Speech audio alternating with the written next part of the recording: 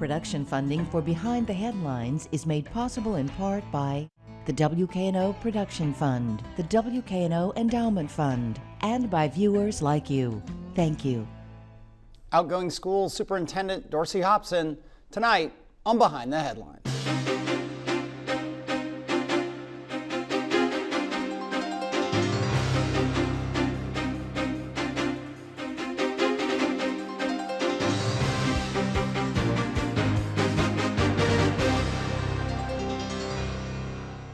I'm Eric Barnes, President and Executive Editor of the Daily Memphian. Thanks for joining us.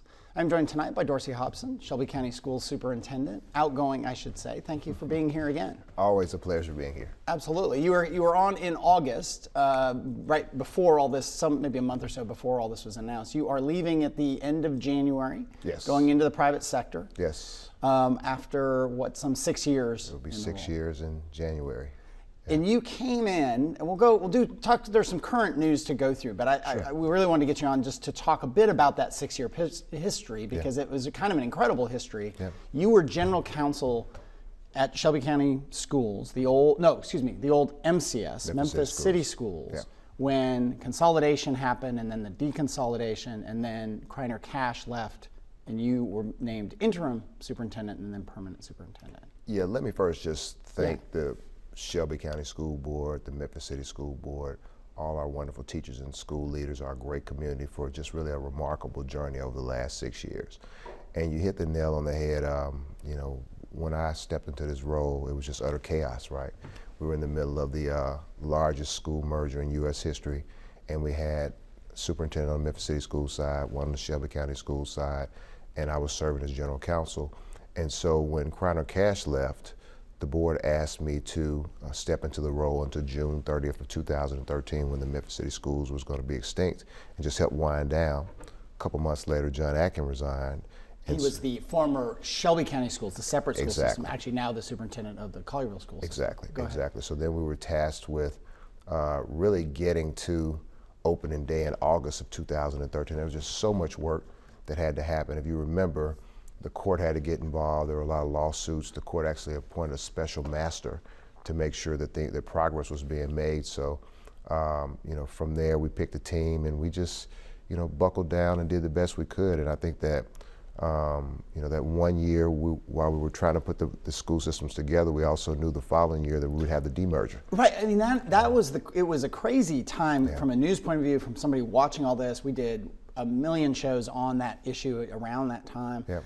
And it was that you had merged, for people who forget or maybe have moved to Memphis, or their kids are only now in the school system and don't remember how chaotic that was. It wasn't just the merger, which had happened when the Memphis City School Board had basically given up its charter, a kind of legalistic maneuver to say, no, here, take it. We're going to hand the school system to the county. Yeah. And then that ends, like you said, court cases, and the legislature gets involved. So even as you were talking about that chaos of combining the school systems with being named the interim, in the back of your mind, or at the corner of your eye, we're probably not staying together. Yeah. I mean, this is probably a 1-year marriage, but we can't necessarily plan for that, right? Exactly. I mean, it was just so uncertain, and you've got to, have the buses run on time and the schools open every day. And that's very well stated. I think also another piece of it, we had to cut $100 million out of our budget, the combined budget. So you have all this uncertainty, you have all these lawsuits, you have, all this angst, all these bitter feelings, and you don't have any money. So, you've got teachers. It's the best of all worlds, really.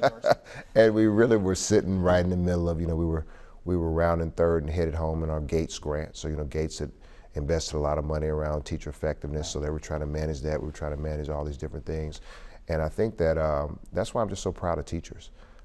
Notwithstanding all of the madness that was going on, we actually had a pretty good year in terms of student achievement that year. I think we were level 5 in terms of highest level growth, and did pretty well in the state framework. And then we demerged, and then we had to go through another painful series of budget cuts. We were left with a lot of debt, the Shelby County Schools was, in terms of retirement debt that we had to plan for when the demerger happened. But we got through that too, and I think if I were to point out some things I'm most proud of, I think first and foremost, the ability to stabilize the district from an operation, from a fiscal standpoint. I mean, we've been on a lot of shows together, and it seemed like, You know, we started for that $100 million deficit, and then we found a structural deficit of about $70 million. So we've been able to fix that. You know, we've been able to invest in schools, I think upwards of around $50 million back into schools the last couple of years. So when you go from, you know, $100 million deficits to surpluses and investments in schools, when you go roughly 5-year period. Exactly. You go from, you know, that first year we laid off 2,000 people. So you go from laying off people to paying a living wage to employees. Yeah. You know, you go from laying a bunch of teachers off to now being able to invest in teachers and give teachers raises and things of that nature. I'm just very proud of that work, and it didn't come without pain. I mean, you know, you think about, you know, one of the things that's always a hot topic is school closures. You know, we closed 26 schools, and that was very emotional and tough. But I think now what you see is some of the fruit of making some of those hard decisions. You know, we had to deal with the ASD and the proliferation of charter schools and all that. Let's go through some of those, because the school closures alone was something that had been talked about. Yeah. Politicians had said, look, we've got schools that are half full, a quarter full. Yeah. People had talked about closing them, but there would always be almost always, tremendous uproar from the community, from alumni from those schools, from parents and neighbors, and people just saying, well, not ours. Yeah, you got to close the school, but not ours. You need to invest in our school. Don't close our school. Yeah. Did merger, demerger, and the budget deficit and the real fiscal crisis you talk about, was that part of what just made it no longer could people put off that decision to start closing schools? Or was it just why did that finally happen where it had been talked about for many, many years and not happen? Well, I think that the merger really, you know, gave, you know, kind of some cover to do it, right? Like, I mean, you remember that we had the Transition Planning Commission, this group of people from the community to give us recommendations. And they recommended closing some schools. So the board initially was operating off the TPC's plans. Yeah. Transition Planning Committee. Yeah. Exactly. Yeah. So I think that was, but we also, you know, had to do our own analysis and make sure that the schools that they recommended closing, I always said, let's not close schools for the sake of saving money.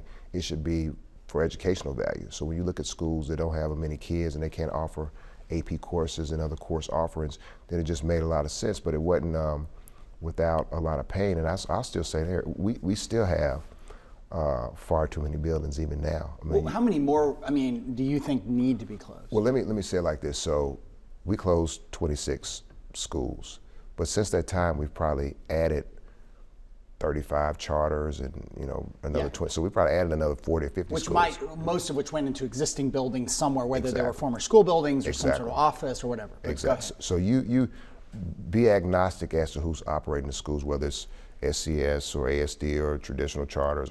I mean, we probably have 50 or so facilities that we don't need. Really? And yeah, just at the end of the day,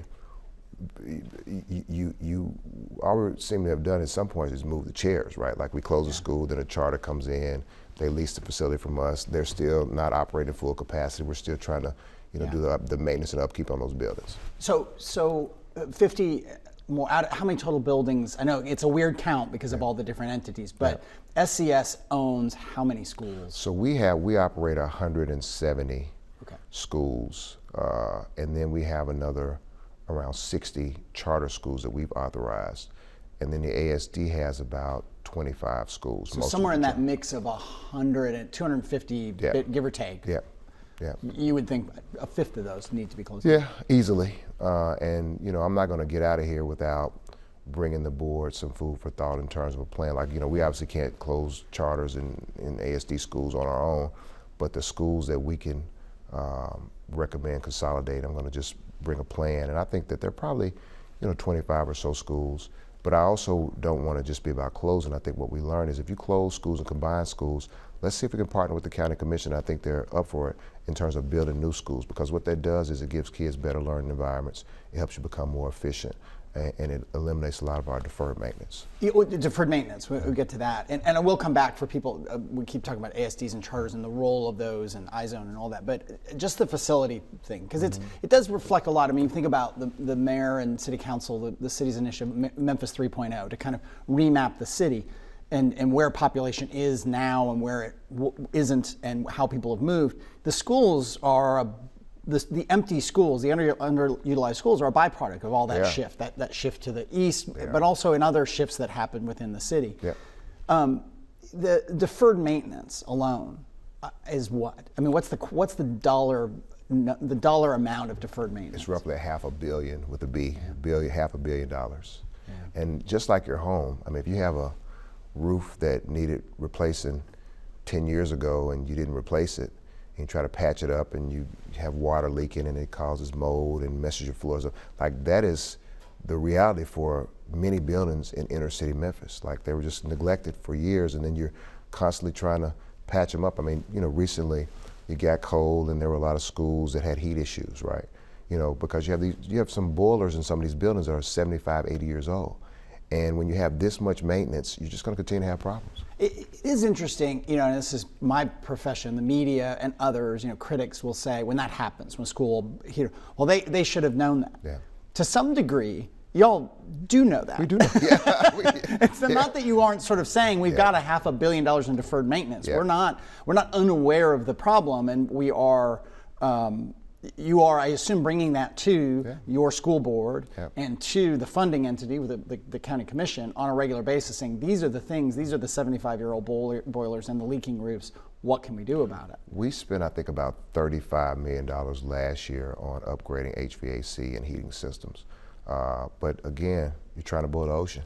I mean, that's a drop in the bucket when you have so many needs. And then in addition to that, we're also building 2 new schools. So when you have maybe $90 million to work with, and you've got to dedicate 45 or 50 for continued construction for new buildings, then you have $45 million or so to do deferred maintenance, which is just a big number, but at the end of the day, on top 10% of what you exactly. need. And then you just have to prioritize, roof over here in bad shape, roof over here in bad shape. When you look at all of the factors, how many kids are here, is there a life safety issue, you just got to do the best you can with what you have.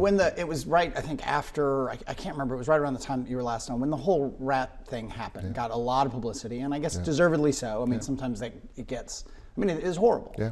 How does your day, how does your week go when that happens? Well, I mean, it's there's never a dull moment. I think that we try to manage through a lot of things. Sometimes things don't get to the media, but they're like what? They're like tell me what? Tell me. Give me a list of what didn't get to the media. There are a lot of things that happen on a daily basis, and I think that when things like the Kirby situation happen, they're magnified. Obviously, but I mean, and I'll just speak to that. I mean, like, just so you know, and we talked a lot about it. I mean, there was a nest, inside of an old car bay or auto mechanic bay where they had stored a bunch of stuff. And, they basically put the stuff in there in May, and then not a lot of activity in the school. So we were actually about to tear down the greenhouse and build a new greenhouse. So as they tear it down, they disturbed the nest. And so the rats ran into school. And I think what happened was, the approach was, okay, let's trap and let's poison, and they poisoned, and rats were literally dying in the school. Yeah. So then you have, how God knows how many, and that smell was just awful. So, I mean, that happened, and again, if I were a Kirby parent, I wouldn't be too happy, but I think they were also very understanding. It just was one of those really unavoidable situations.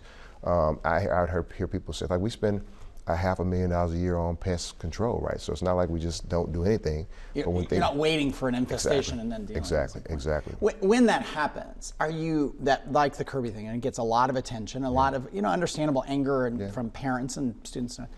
Did you feel angry? Did you feel sad? Did you feel like, no, this is a problem and this is a day in life and we're just going to fix it? Well, I felt empathy first of all for the students, right? If you're a senior, your last year, now you're in this state of uncertainty.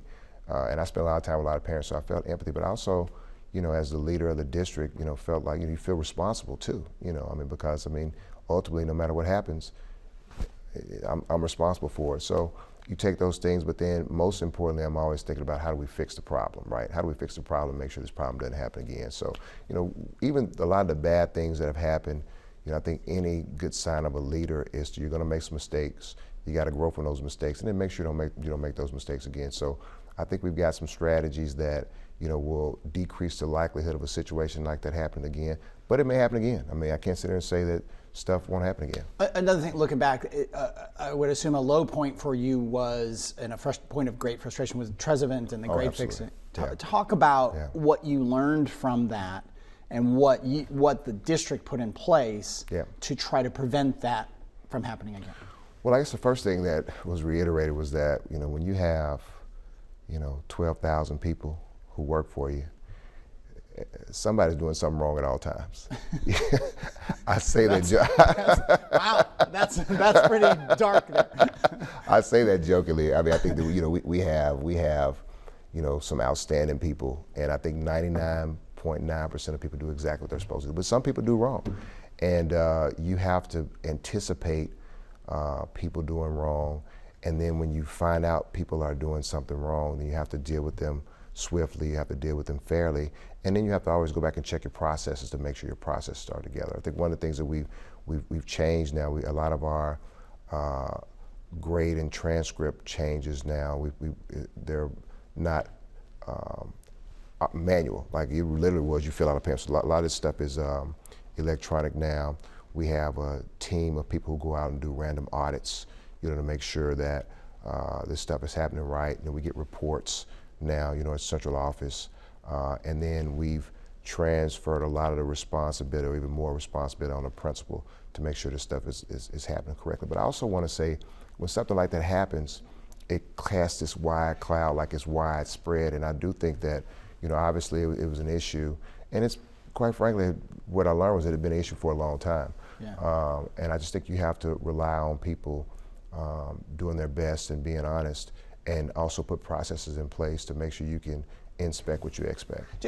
Treasurer, that was in part a great fixing about sports, right? It was about making sure kids stayed eligible. Yeah. In your 6 years, is there too much emphasis on sports at the high school level? No, I don't think so. I think that.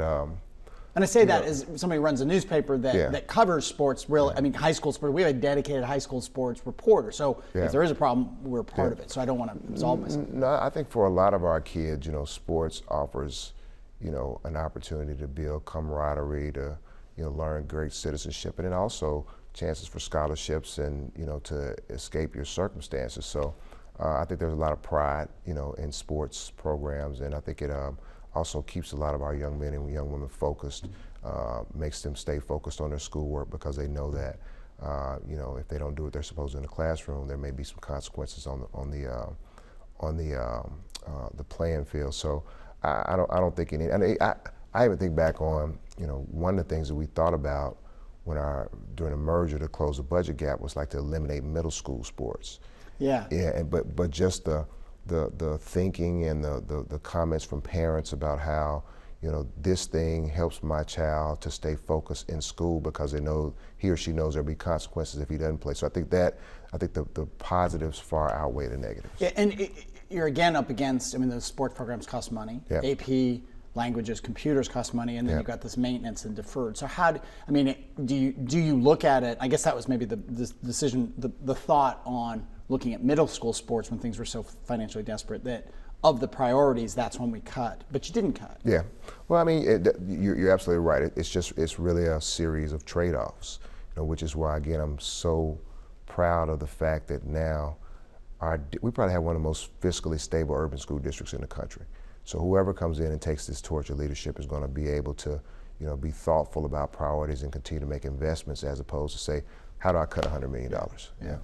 8 minutes or so. We talked about you've mentioned the charter schools, ASD, the Gates money, and it's a thing that we've done a lot of school shows on education over the 9 years that we've been doing behind the headlines, in part because it affects so many people. It's the biggest line item in the local budget. It's just affects so much how people live, where they move, where they don't move, and so on. Yeah.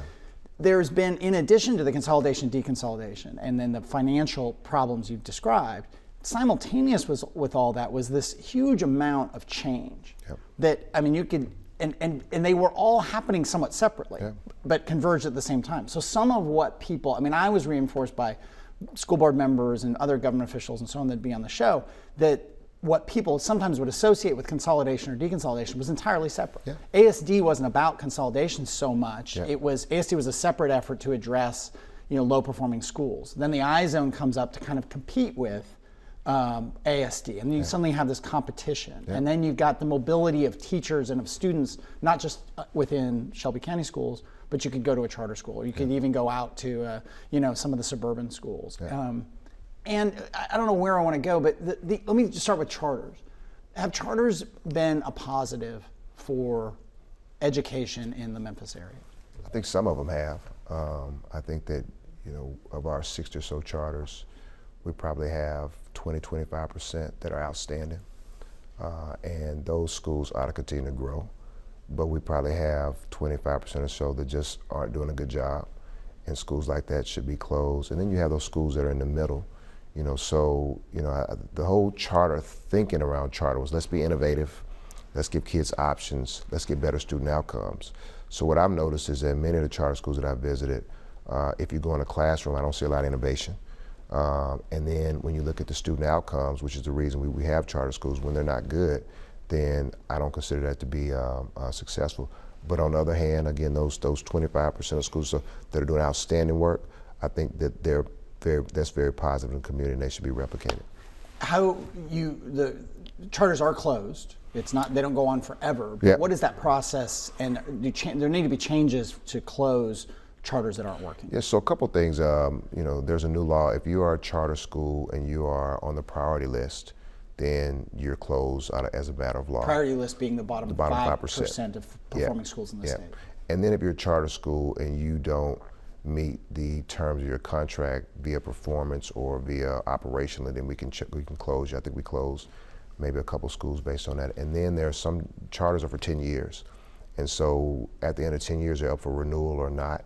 We recently had 4 charters. I think we renewed 3 and non-renewed 1. So those are really the ways that they can be closed. For just 4 or 5 minutes left here. I see the school board will pick your successor. Yeah. You're not, I assume, a part of that process. Okay. No. But your advice for your successor will be what? Be strong. I think the 2 things. I guess the interim successor, I think I would be focused on A, making sure you can work well with the board. B, making sure you're getting this budget ready. It's going to be a big budget season coming up, and having a good relationship with the county commission. And then C, making sure that they can communicate to teachers that there's not going to be a lot of change in the interim, because if our teachers in schools have known anything else because of all the things you've said, it's been change after change after change after change. So now we're finally getting stable. So I think they're going to have to be able to communicate that. I think that long term, I think that the permanent superintendent just needs to make sure they get relationships in the community and be very strategic in terms of using our resources to get better student outcomes. You talked about no more change, but there is a change in administration at the governor and a lot of turnover at new folks in the legislature. You made some noise and some news when you endorsed Bill Lee for governor. It surprised some people. Why did you endorse Bill Lee, who did ultimately win? Well, I think at the end of the day, sometimes you meet people and you just have such a strong connection that it just really transcends politics.